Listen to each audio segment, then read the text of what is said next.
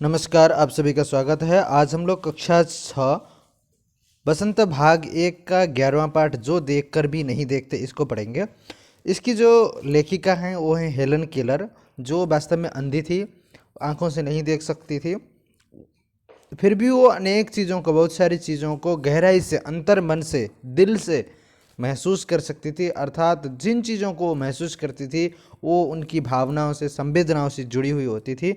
इसलिए वो कहते हैं कि जो देख कर भी नहीं देखते, यानी जिनके पास आंखें हैं वो वास्तव में कुछ नहीं देखते हैं, और जिनके पास आंखें नहीं हैं वो देखने के लिए तरसते हैं, है ना।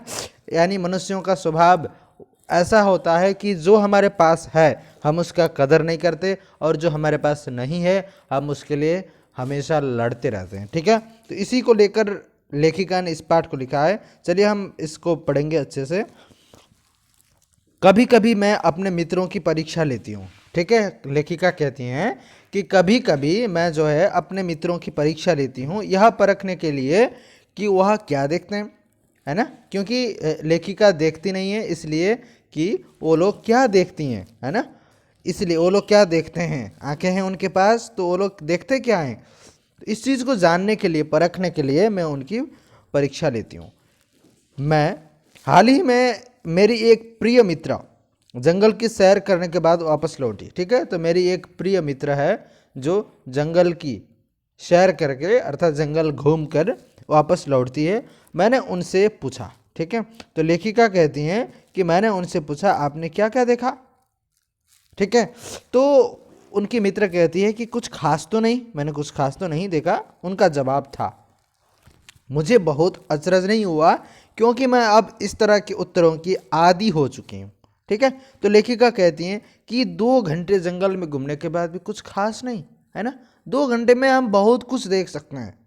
तो वही कहना चाहती हैं कि मुझे बहुत अचरज नहीं हुआ, मुझे इतना आश्चर्य नहीं हुआ, क्योंकि मैं अब इस तरह के उत्तरों की आदी हो चुकी हूँ। अर्थात मैं हमेशा ऐसे ही उत्तरों को सुनते सुनते मेरी आदत बन चुकी है, और मुझे आश्चर्य नहीं हुआ उस उत्तर को सुनकर। ठीक है, ऐसा लेखिका कहती है।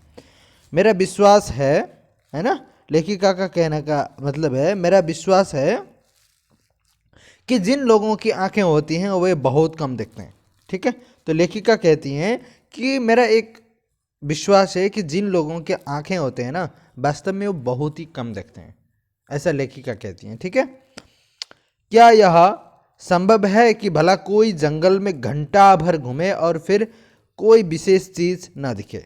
ठीक है, तो कहती हैं कि ऐसा भी कभी संभव होता है कि भला कोई व्यक्ति जंगल में घंटा भर, 1 घंटा 2 घंटा, है ना, घंटों घूमे और फिर भी कोई विशेष चीज़ ना दिखाई दे।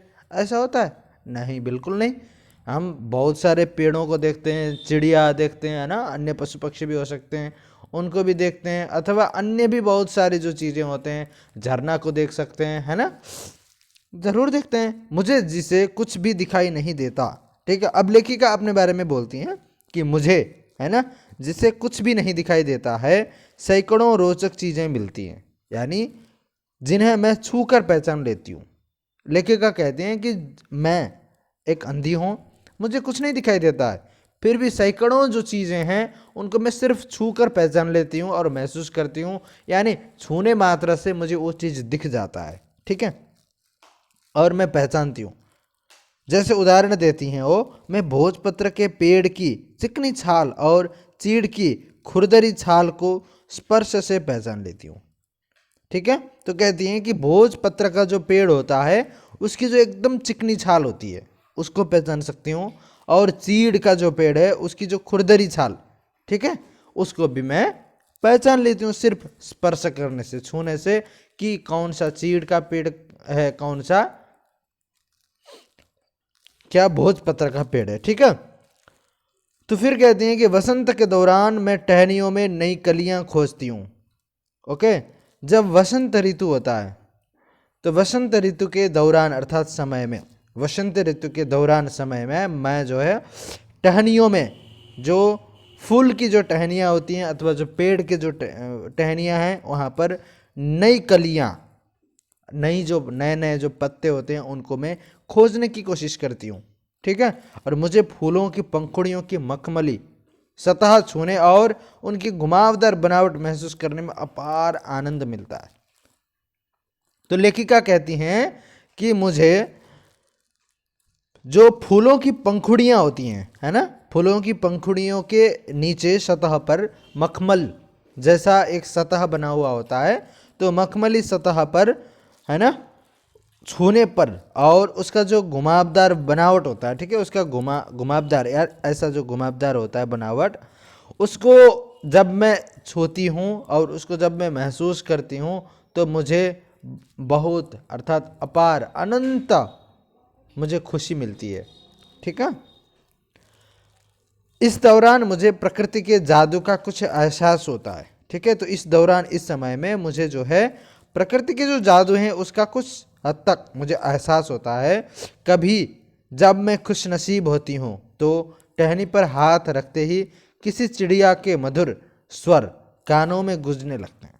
फिर कहती हैं कभी कभी जब जो है मैं खुश नसीब होती हूँ, अर्थात जब मेरा भाग्य खुलता है, तब की बात है कि टहनी पर हाथ रखते ही, जैसे ही मैं टहनी पर हाथ रखती हूँ तो क्या होता है, चिड़िया के जो मधुर स्वर होते हैं वो भी मेरे कान तक पहुँचते हैं और मैं उसको भी महसूस कर सकती हूँ। ठीक है, और जिनके पास आंखें हैं उसको ध्यान ही नहीं देते। ठीक है, तो ऐसा वो कहती हैं कि मैं उनको भी महसूस करती हूँ। अपनी उंगलियों के बीच झरने के पानी को बहते हुए महसूस कर मैं आनंदित हो उठती हूँ। फिर कहती हैं कि जब झरने की जो पानी है उसमें मैं हाथ रखती हूँ तो क्या होता है, वहाँ से उंगलियाँ, ठीक है, उंगलियों के बीच से जब पानी गुजरता है तो मैं उसको महसूस करके मैं बहुत आनंदित होती हूँ, बहुत ज़्यादा मैं मुझे खुशी मिलती है। ठीक है, मुझे चीड़ की फैली पत्तियाँ, घास का मैदान किसी भी महंगे कालीन से अधिक प्रिय हैं। ठीक है, तो कहती हैं कि जो चीड़ की जो फैली पत्तियां हैं और जो घास का मैदान होता है वह मुझे बहुत, जो महंगा है ना, कितना भी महंगा जो कालीन क्यों ना हो, ठीक है, उससे कालीन अर्थात जो कारपेट होता है उससे भी मुझे अधिक प्रिय लगते हैं। बदलते मौसम का समा मेरे जीवन में एक नया रंग और खुशियां भर जाता है। मेरे रंग में, मेरे जीवन में जो बदलता मौसम है उसकी जो समा है ना, या उसका जो स्वरूप है वह मेरे जीवन में, मेरे व्यवहार में और मेरे मन में आकर रंग भर जाता है, खुशियों का रंग भर जाता है और मेरा मन आनंदित हो उठता है। ठीक है, कभी कभी मेरा दिल इन सब चीज़ों को देखने के लिए मचल उठता है। कभी कभी जो है मेरा जो ये दिल है ना, इन सब चीज़ों को देखने के लिए मचल उठता है। अगर मुझे इन चीज़ों को सिर्फ छूने भर से इतनी खुशी मिलती है, तो वही लेखिका बोलती हैं कि इन सारे चीज़ों को सिर्फ छूने से ही मुझे इतनी ज़्यादा खुशी मिलती है, तो उनकी सुंदरता देखकर तो मेरा मन मुग्ध ही हो जाएगा, है ना। अगर मैं उन चीज़ों को देखूंगी, उनकी सुंदरता को अगर मैं देख लेती हूँ तो मेरा मन और भी आनंदित हो उठेगा। ठीक है, परंतु अब यहाँ विशेष बात कहती है लेखिका कि जिन लोगों की आंखें हैं वे सचमुच बहुत कम देखते हैं। ठीक है, किंतु जिन लोगों की आंखें हैं ना वो तो बहुत कम ही देखते हैं। इस दुनिया के अलग अलग सुंदर रंग उनकी संवेदना को नहीं छूते। तो इस दुनिया के जो अलग अलग और सुंदर जो रंग हैं वो उनकी संवेदना को बिल्कुल भी नहीं छूते। ठीक है, मनुष्य अपनी क्षमताओं की, उनकी संवेदना अर्थात उनकी भावनाओं को नहीं छूते, इसीलिए ना घंटे भर जंगल में घूमने के बाद भी उनको कुछ नहीं दिखाई देता है।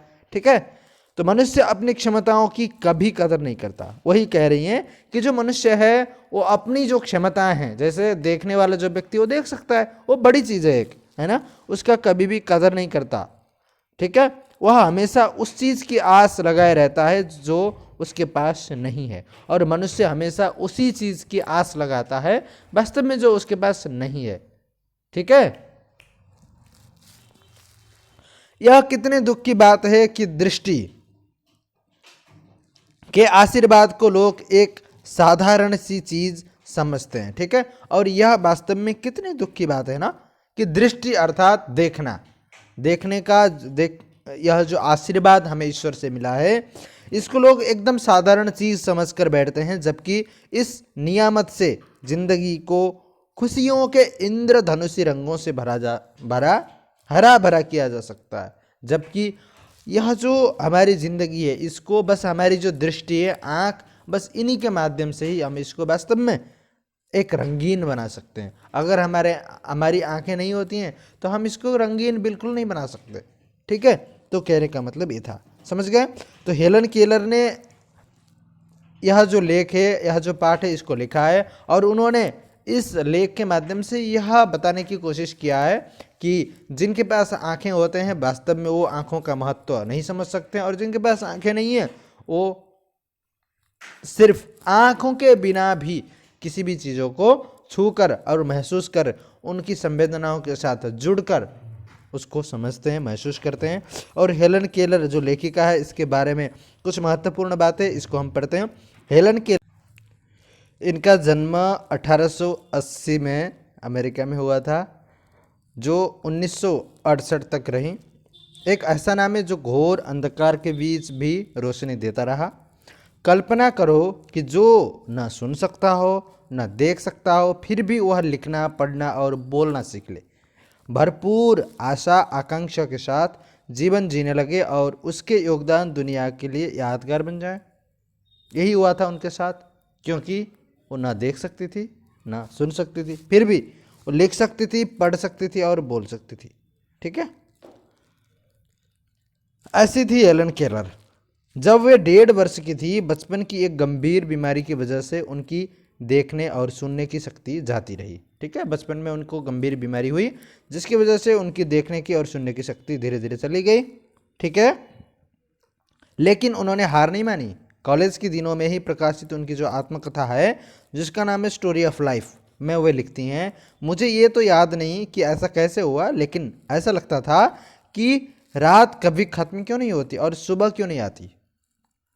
स्टोरी ऑफ लाइफ में हेलन केलर लिखती हैं कि मुझे ये नहीं पता कि मेरी सुनने की और देखने की शक्ति कैसे चली गई, पर मुझे ऐसा लगता था कि ये रात खत्म कब होगी और सुबह कब आएगी।